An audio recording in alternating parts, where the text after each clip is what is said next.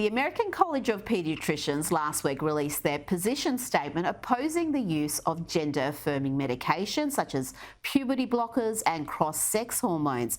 This comes after a review of more than 60 studies concluded that there is no long-term evidence that mental health concerns are decreased or alleviated after gender-affirming therapy.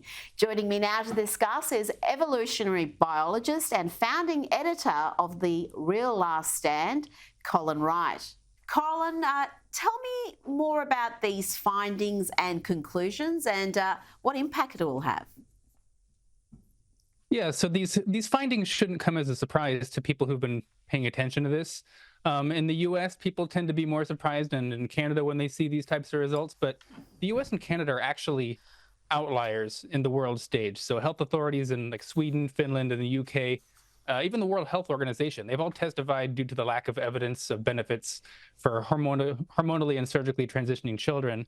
And the United States and Canada are kind of slowly coming forward and coming to terms with this. So the American College of Pediatricians, they basically did the same sort of just evidence survey as all these other European countries and organizations have done. And no surprise, they found the same conclusions, that there's essentially no long-term evidence of the benefits for these sort of transitioning children, and mountains of risks and the potential hazards to look out for, such as, permanent body alterations and even permanent sterilization. Colin, you think US and Canada are outliers. Australia is even further behind. The affirmation model is accepted here uncritically by so many in the medical profession, and they're not even having the review and discussion that we're seeing elsewhere. Meanwhile, we've got the American College of Pediatricians opposing surgery for youth. Tell me about this, because we keep hearing about 15-year-old, 16-year-old girls having double mastectomies, boys who go down the path of surgery and then have terrible regrets.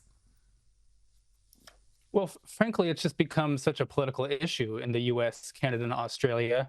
Whereas these other countries, it's just they're not nearly as politically polarized, and so they're actually able to have sort of adult conversations about, the evidence for the benefits of these treatments, and even more just empirical conversations about, the fact that there's only two sexes, male and female. You can't actually change your sex. So this idea that you're changing your sex to match your gender identity, well, that's completely false if you can't actually change your sex. So these are purely cosmetic.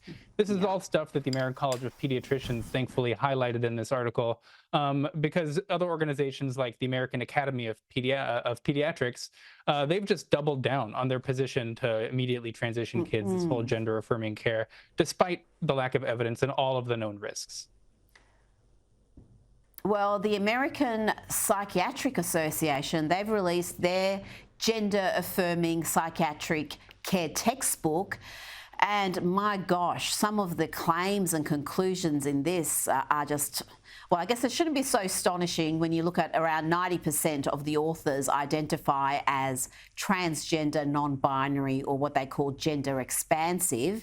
They say that sex binary is not only harmful, but it's a mythical invention of European colonial influences. What's your response to that? As a biologist, it's completely insane. Something else they defined sex. Well, they specifically said that sex was not something you can apply to bodies, but only individual traits. And so this is all part of their ideology, where if you can actually just modify traits, if you can give, boys breast implants and, remove a girl's breast or something, that you're actually changing their sex. So it really matters from a biological perspective, a reality-based perspective, if you can actually change sex, and you cannot.